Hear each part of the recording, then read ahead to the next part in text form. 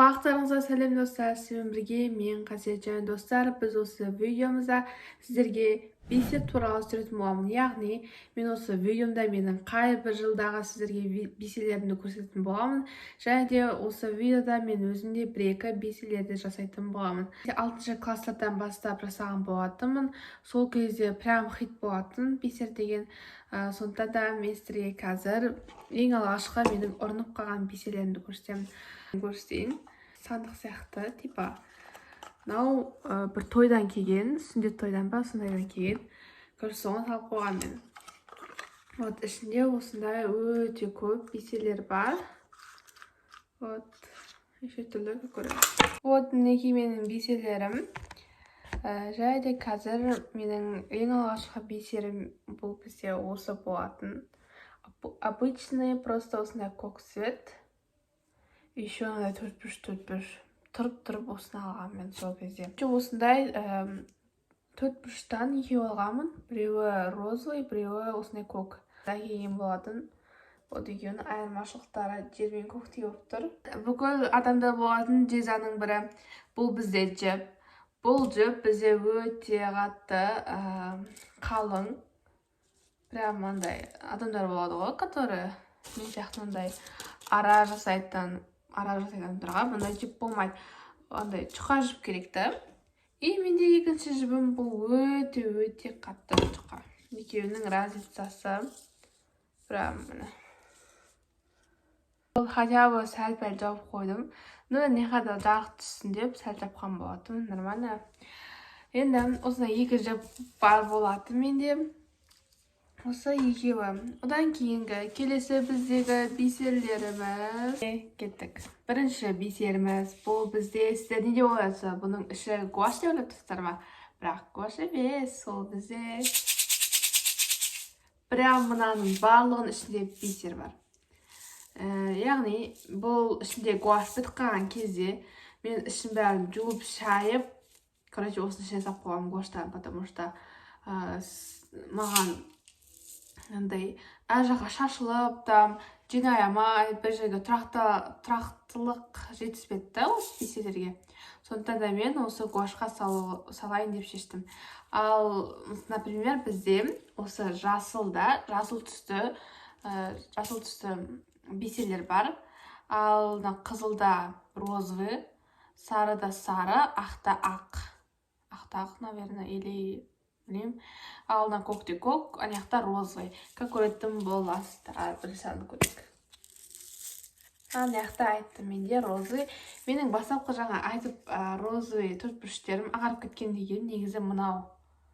Вот, осы ағарып кеткен болатын. Екіншісі бізде осындай ашық көктеу, тоже төрт-бұрыш. Мына жерде тоже төрт-бұрышты. На бетте он наконец-то сәл розовый доңғалақтау. Бірақ розовыйдың өзі прям кішкентай доңғалақ. Тым ештеңе көрінбейді. Прям кішкентай. Вот осындай алтын түсті. Бұл вообще кішкентай. Бисерлердің арасындағы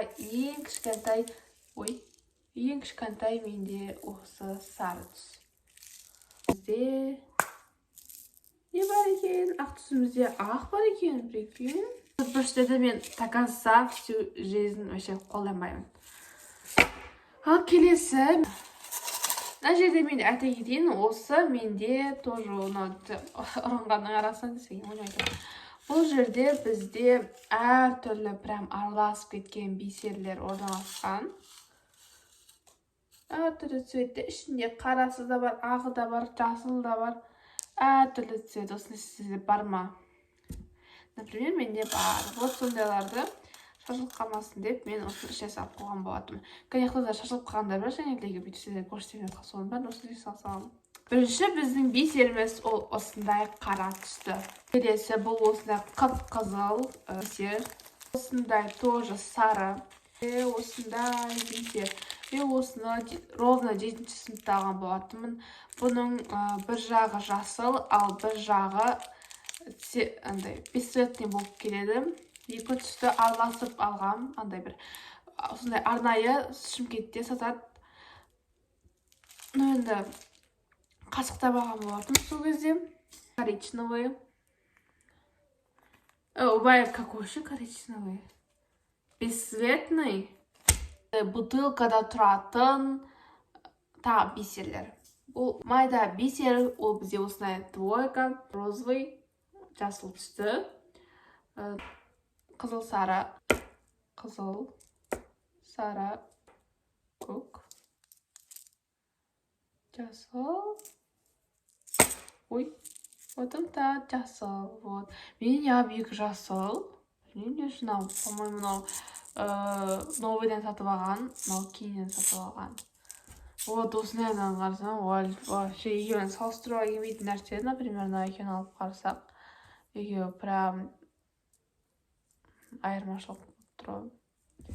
Вот осындай менде осындай бисерлер.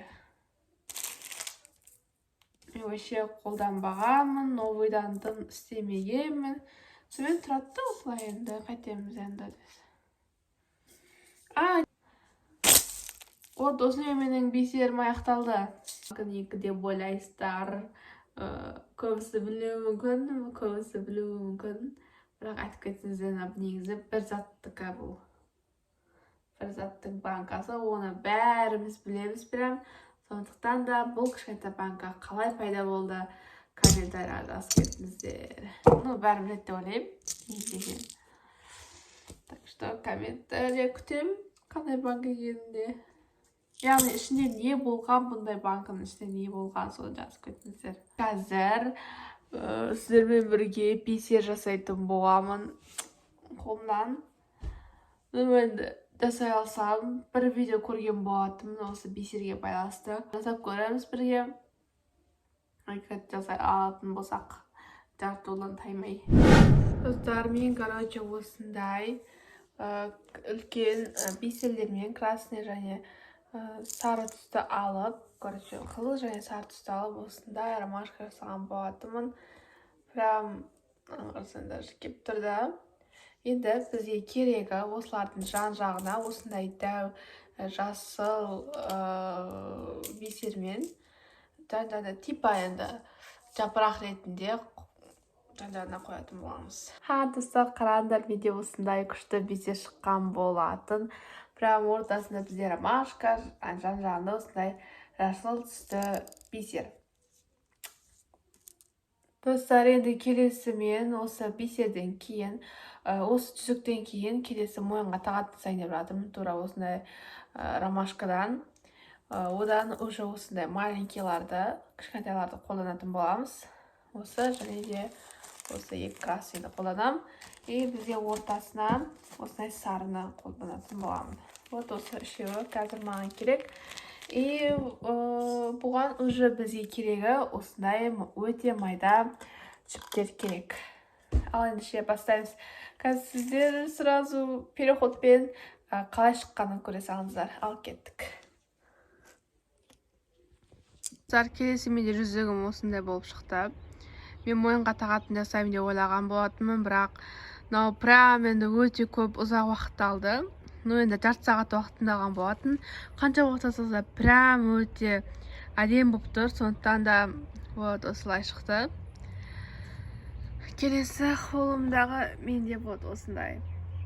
Сіздерге қалай, қайсысы ұнады? Бір немесе екі. Мен өзім өмірімде осындай түзікті алғаш жасап тұрмын. И бұл прям өте әдемі болып тұр.